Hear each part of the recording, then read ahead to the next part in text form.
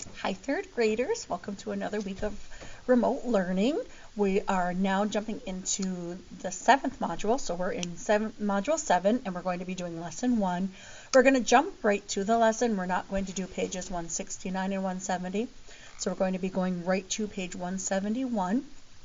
So I hope you have your papers right out in front of you. You have a pencil and you're ready to follow along.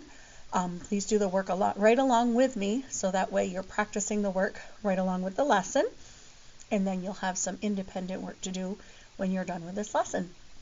All right, so we'll get ready to start. I'm going to fix my camera so that way you can see what I'm writing and get going.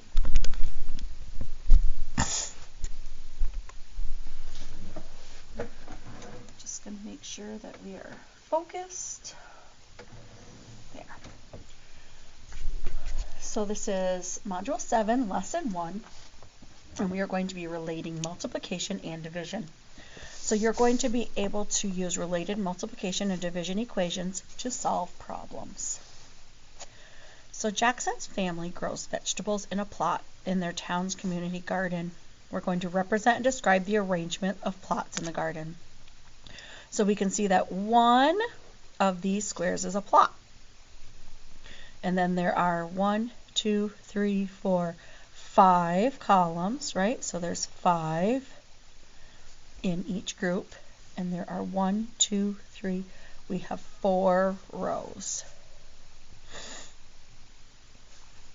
So we have 4 rows of 5 plots. Okay, there are 5 in each row. So if we wanted to do this in a picture, if we wanted to represent this in a picture, I'm going to use an area or a bar graph. Sorry about that, wrong one. And I know that there are 4 rows, so I'm going to have 4 parts, and there are 5 plots in each row. So each one of these sections equals 5 of the plots. So each one of the squares or parts of this rectangle represent the rows, and then the number inside the rectangle represents the plots, the number of plots in each row. So this tells me if I count these, we have 5, 10, 15, 20. So there are 20 plots in the town's community garden. So what multiplication equation could we use to solve this problem? Well, we know we can take our rows and multiply them by the number in each row. So we could say that this was 4 times 5, and it equals 20. So there are 4 rows, 5 in each row, so there are a total of 20 plots. So that's how we could represent the total number of plots. So let's try the next page. So we're on page 172 now. Jackson plants pepper plants in 3 equal rows. He plants 18 plants. How many plants are in each row? Well, first of all, we know that there are 3 equal rows, and we need a total of 18 plants. So how could we represent this with a picture? Well, we know there are going to be 3 rows, right? And we need to do as many rows as we can to get to a total of 18. So we have 1, 2, 3, 4, 5, 6, 7, 8, 9, 10, 11, 12, 13, 14, 15, 16, 17, 18. So we made an array with 18 plants. So there are 3 rows, and there are how many plants in each row? 1, 2, 3, 4, 5, 6 plants in each row.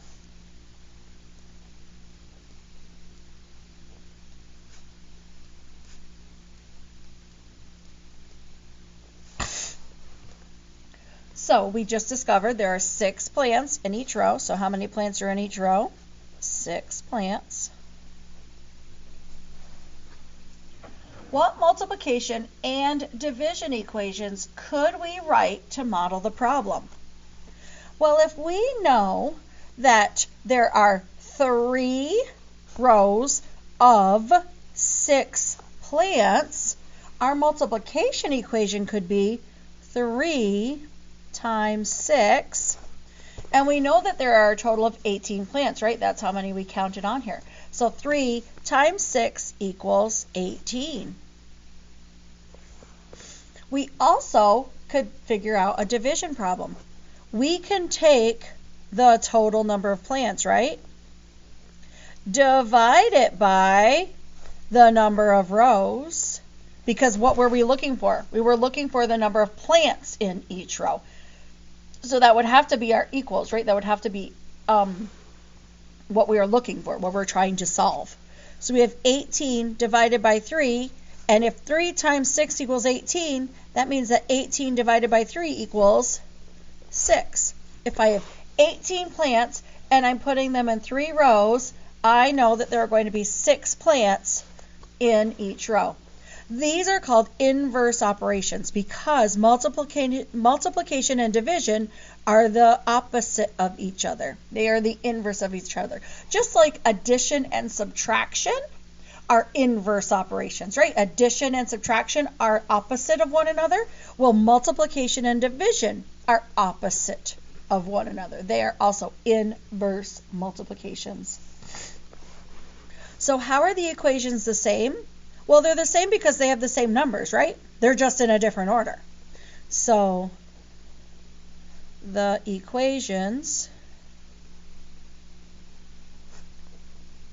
have the same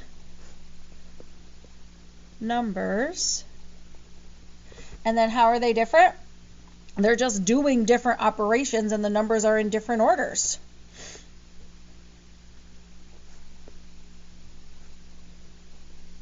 And when I say they're doing different operations, that just means one is multiplying and the other is dividing.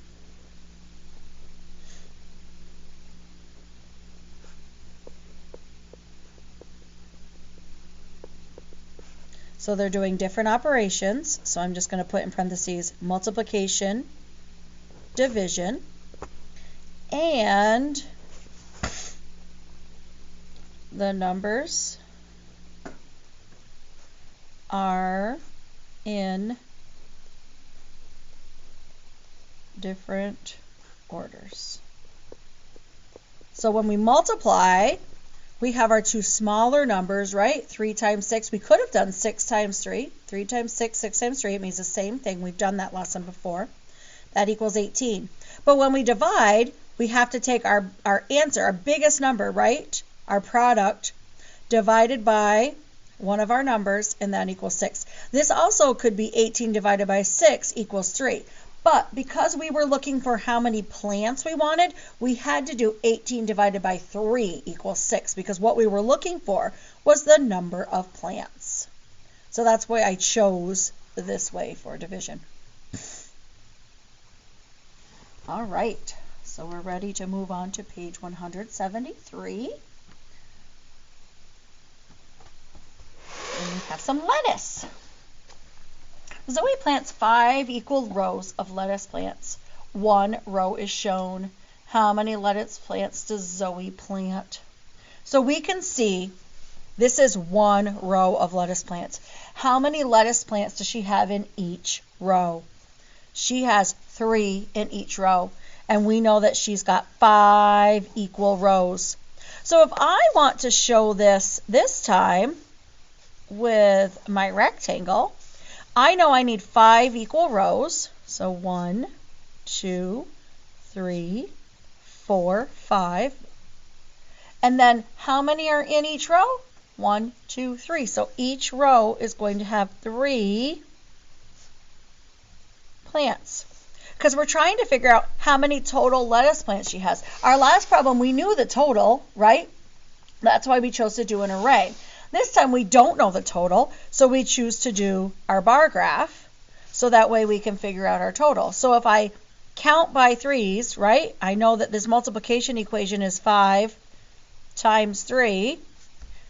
If I know what 5 times 3 is, then I know how many lettuce plants there are. 3, 6, 9, 12, 15. So there are a total of 15 lettuce plants.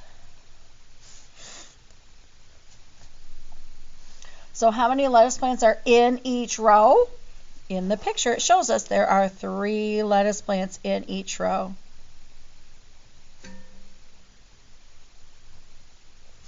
Three lettuce plants in each row. So our multiplication and division equations that we could write, well, our multiplication equation could be 5 times 3, right? We wrote it right here. 5 times 3 equals 15. And our division equation could be 15 divided by 5 equals 3. Right? Remember, they're inverse operations. And we're going to skip letter C. Because it just shows it. How do these equations show how multiplication and division are related? Basically, we just answered that. So basically, it just means that you can write your multiplication equation or division equation to model the same problem, right? So the factors in the multiplication equation, we have, this would be, right, the product when we're multiplying, but then it's going to be the divisor when we're dividing. And then we've got the quotient right here. That's our answer. The quotient is one of the multiples that we're multiplying by. Okay? So that's all that means. But we don't need to do all that right down here. We're just going to move on. What I want you to see is that multiplication and division are inverse operations. You can solve, you use the same numbers, you just have to make sure you're putting them in a different way. But you're always going to use the same numbers. Okay? So let's go down to check our understanding. Sophia picks 12 tomatoes. She puts the same number of tomatoes into 4 bags. How many tomatoes does Sophia put in each bag? Write an equation to model the problem. So for this problem, we know she has a total of 12 tomatoes. She's going to put the same number of tomatoes into 4 bags. So do we think this should be a multiplication equation or a division equation? Well, when I know the total and one of the pieces, this will be a division equation. So this is going to be 12 divided by 4 equals. So for this one, I know I have 4 rows, right? Because I have 4 bags, and I need to figure out how many tomatoes will be in each bag. So here is 8, 9, 10, 11, 12. So I just drew a quick picture so I could see that I've got my 4 rows, which is my 4 bags, and it looks like there are 1, 2, 3 in each bag. So that means there are 3 tomatoes in each bag. So 12 divided by 4 equals 3, which means that there are 3 tomatoes. Because the first question, right, was how many tomatoes does Sophia put in each bag? So 3 tomatoes. 12 divided by 4 equals 3. Number 2. Jonah picks 2 ears of corn from each of 8 corn plants. How many ears of corn does Jonah pick? Write an equation to model the problem.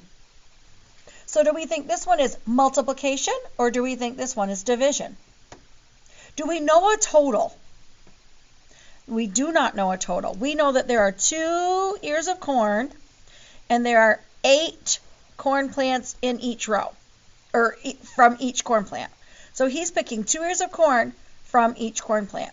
So this would be 1, 2, 3, 4, 5, 6, 7, 8, right? There's our 8 corn plants. And we know he's picking 2 from each. So since I don't know the total, I know that I'm going to need to multiply. So 2 times 8 equals 2, 4, 6, 8, 10, 12, 14, 16. So Jonah picks 16 ears of corn. Whoops. Sorry about that. Corn. And not M. I was going too fast. So now we're to the point where it's the on your own section. Remember, you can do this part independently and then come back and check your answers, or you can stay right with me and then answer the and just follow along. So one or the other, either do it independently and then come back and check your, like pause, do it, come back and check your answers, or just stay right with me and we'll keep on going. Eva has 21 squash seeds. She plants groups of 3 squash seeds together in a mound. Eva says that she can use division to find the number of mounds she plants. Jenna says that she can use multiplication to find the number of mounds. Who is correct? Explain your thinking. Well, can't they both be correct? Because remember what we talked about? We said that multiplication and division are inverse operations. So you could do both, right? So Eva has 21 squash seeds and she plants them in groups of 3.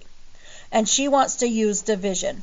So Eva, her division problem would be 21 divided by 3 equals, and then we're not sure, right? We don't know that yet. Jenna says that she could use multiplication. Well, we know that it would be 3 times something, right? 3 times our answer up here would equal 21. So what number times 3 equals 21? So both of them are right, right? So they both are correct.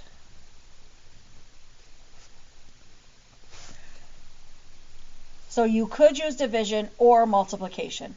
Me personally, I would prefer to do the division because the 2 numbers are on the same side of the equal sign. But you could also think, what number times 3, if I know my multiplication facts really, really well, what number times 3 equals 21? So let's see, what do you think the answer should be? I hope you're saying that the answer should be 7. So 21 divided by 3 equals 7. 3 times 7 equals 21.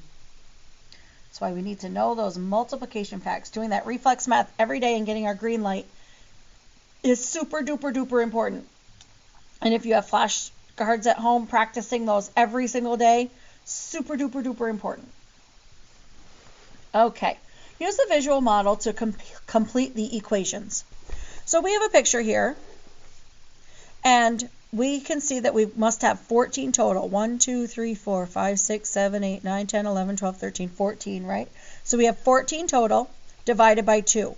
So this is telling me I have 14 circles and I have 2 rows. So I want to know how many are in each row. 1, 2, 3, 4, 5, 6, 7 are in each row. So 14 divided by 2 equals 7, and 2 times 7 equals 14. All right, we can see for this visual model, we have our bar graph, and we can see that there are 3 of our bar graph is broken up into 3 parts, and there's a total of 15. So 15 divided by 3 equals, what number do you think needs to go in each section? Well, again, if we know our multiplication facts, we should know that 3 times 5 equals 15. 15 divided by 3 equals 5. 5, 10, 15. Okay, so now we're going to do some practicing to find the unknown number. So sometimes we can write division like this. This symbol just means divided by. So what you do is you say the number inside, 16 divided by 2 equals, and then you would put your answer on the top. 2 times what equals 16? So what number multiplied by 2 equals 16? If I count by 2's, when do I get to 16? 2, 4, 6, 8, 10, 12, 14, 16. I got to 16 after I counted 8 times. Each one of these represents 2, and I had to get 8 of them to get to 16. So my square for this one equals 8. What number divided by 6 equals 3? 6 times 3 equals what number? So again, if we know our multiplication facts, hopefully you can find that in your head, but let's just think about it. If I count by 3's 6 times, what number will I get? 3, 6, 9, 12, 15, 18. So I got to 6, and I got to the number 18. So 18 divided by 6 equals 3. 6 times 3 equals 18. So again, this division, right? 30 divided by 6. 30 divided by 6, and then our equals goes up on top.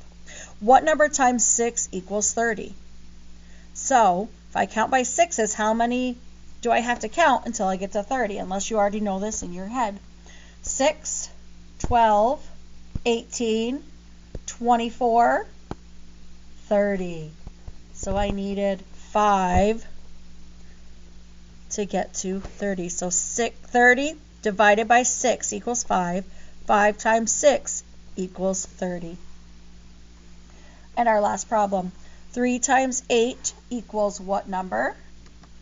And what number divided by 3 equals 8? So we can count by 3's, right? 8 times. 3, 6, 9, 12, 15, 18, 21, 24. So I did 3's 8 times, and I got to the number 24. So 3 times 8 equals 24. 24 divided by 3 equals 8. So I would like you to do independently the black and white worksheet for 7.1. You're going to do the entire worksheet, the front and the back. I'm going to need you either to return it to school or have an adult at home take a picture of the front and the back and either upload it to this lesson or send it to me through email, so that way I can have I can grade it, and that way I can have proof of your work. So please complete that and return it to me by the end of this week. All right, thank you very much, and there will be a few more assignments that you will need to do, but this is the end of this assignment for 7.1. Have a great day. Bye, guys.